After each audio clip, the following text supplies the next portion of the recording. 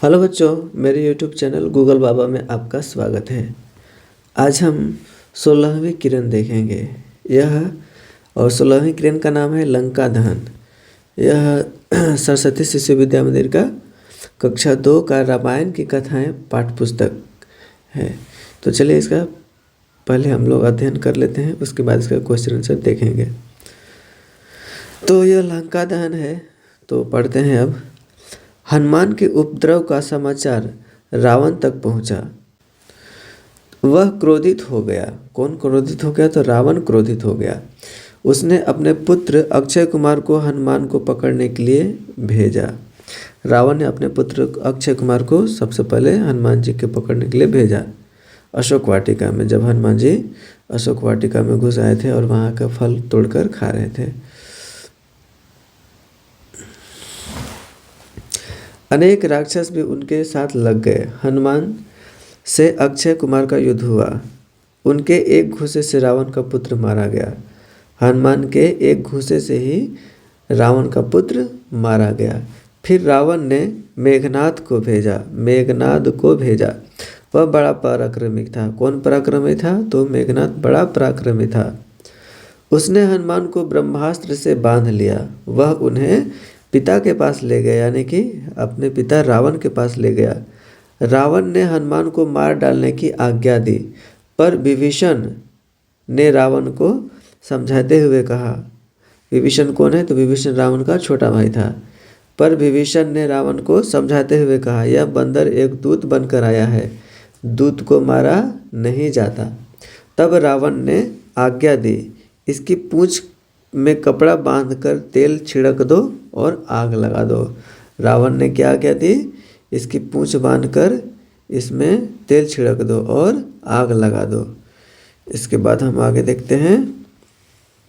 यहाँ देखिए आग लगा दिया गया है और हनुमान जी लंका को जला रहे हैं। इसके बाद आगे पढ़ते हैं। हनुमान की पूंछ में राक्षसों ने आग लगा दी। वे उछलकर महल पर चढ़ गए। उन्होंने अपनी जलती पूंछ से पूरी लंका में आग लगा दी। ये देखिए आग लगा रहे हैं हनुमान जी। एक महल के बाद दूसरे महल पर वे कूदते रहे और आग लगाते रहे। सारी लंका धू धू कर जलने लगी। केवल विभीषण के महल को उन्होंने छोड़ दिया, क्योंकि वह राम भक्त थे। विभीषण को नहीं जलाया क्योंकि वे राम भक्त थे। राक्षसों की स्त्रियां हाहाकार करने लगीं। किनकी स्त्रियां हाहाकार करने लगी? तो राक्षसों की स्त्रियां। लंका जला डालने के बाद हनुमान जी ने समुद्र में कूदकर अपनी पूंछ में लगी आग बुझाई। फिर वे सीता जी के पास पहुँचे, उनसे विदा लिया। सीता जी ने उन्हें राम को देने के लिए अपनी चूड़ामणि दी। सीता जी ने हनुमान जी को क्या दिया था? चूड़ामणि दिया था राम भगवान को देने के लिए। सीता माता का आशीर्वाद पाकर हनुमान वापस लौट आए।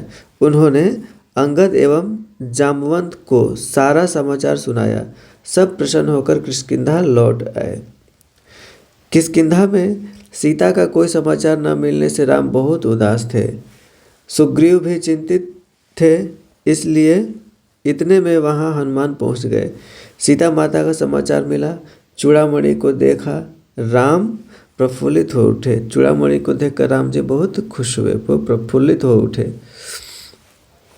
प्यार से हनुमान को छाती से लगा लिया। सुग्रीव ने अपने सेनापतियों को युद्ध की तैयारी करने का आदेश दिया। रणभेरी बजने लगी। तो यहाँ पर यह पाठ खत्म होता है। अब हम लोग इसका अभ्यास के प्रश्न उत्तर को चलिए देखते हैं। यहाँ पहले है प्रश्न को उत्तर देना है, फिर रिक्त स्थान भरना है। किसने क्या कहा? तो चलिए एक एक करके देखते हैं। पहला प्रश्न है, पहला का क है, विभीषण ने रावण से क्या कहा? तो क का उत्तर यहाँ देख लीजिए है। विभीषण ने रावण से कहा कि यह बंदर एक दूत बनकर आया है, दूत को मारा नहीं जाता। ख प्रश्न है, हनुमान ने विभीषण के महल को क्यों छोड़ दिया?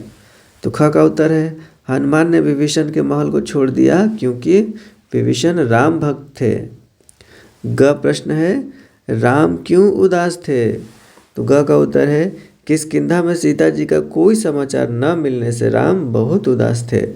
घ प्रश्न है, सुग्रीव की चिंता का क्या कारण था? ग का उत्तर है, अच्छा अच्छा, यहाँ घ होगा, यहाँ घ होगा। घ का उत्तर है किष्किंधा में सीता जी का कोई समाचार न मिलने से सुग्रीव भी चिंतित थे। इसके बाद है, हाँ, रिक्त स्थानों को भरना है, तो यहाँ हम भर दिए हैं पहले से ही, आप याद कर लीजिएगा।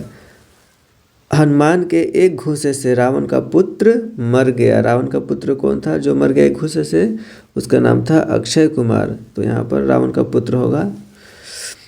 ख है मेघनाथ रावण का पुत्र था, अक्षय कुमार भी था और मेघनाथ भी था। ग सीता जी ने हनुमान को चूड़ामणि दिया। अब किसने किससे कहा? तीसरा है क का, देखिए यह बंदर एक दूत है, इसे नहीं मारना चाहिए, तो यह विभीषण ने रावण से कहा था। ख प्रश्न है पूंछ में कपड़ा बांधकर तेल छिड़क दो और आग लगा दो, रावण ने सैनिकों से कहा था।